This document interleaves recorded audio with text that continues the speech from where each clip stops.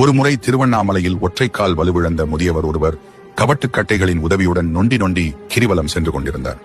அவர் அனைத்து பௌர்ணமிகளிலும் கிரிவலம் செல்லும் வழக்கம் உள்ளது. அதேபோல் இந்த பௌர்ணமியிலும் கிரிவலம் சென்றார். ஆனால் மற்ற நாட்களில் செல்வது போல் உற்சாகம் மற்றும் ஆரவாரம் ஏதுமின்றி மிகவும் சோர்வுடன் சென்று கொண்டிருந்தார். அதற்கு காரணம் இருந்தது. அவர் மனதில் இதுதான் நாம் கிரிவலம் செல்லும் கடைசி முறை என்ற எண்ணம் இருந்தது. ஏன், கால்கள் வலுவிழந்த நிலையில் எப்படி கிரிவல பாதையை நடப்பது? மேலும் குடும்பத்தில் எந்த வேலையும் செய்யாமல் அவர்களுக்கு பாரமாக இருப்பதாகவும் அவர் நினைத்தார்.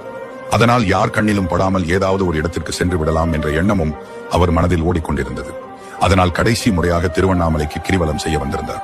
கால்கள் நடக்க முடியாமல் நொண்டி நொண்டி கிரிவல பாதையில் அவர் நடந்து கொண்டிருந்த போது பாதி வழியில் ஒரு வாலிபன் அவரின் அருகில் வந்தான்.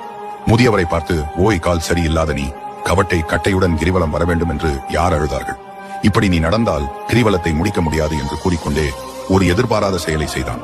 அந்த முதியவர் வைத்திருந்த கவட்டை கட்டைகள் இரண்டையும் பிடுங்கி தூரமாக எரிந்துவிட்டு சென்று விட்டான். அந்த முதியவருக்கு தாங்க முடியாத கோபம் வந்தது. வந்தான், என்னை ஏளனமாக பேசினால் என் கவட்டை கட்டைகளை பிடுங்கி எறிந்தான்.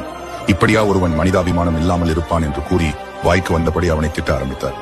திட்டிக் கொண்டே ஒரு எதிர்பாராத மாற்றம் அவர் உடம்பில் ஏற்பட்டிருப்பதை கவனிக்கிறார். உடலும் மனமும் சிலிர்த்து அப்படியே நின்றார்.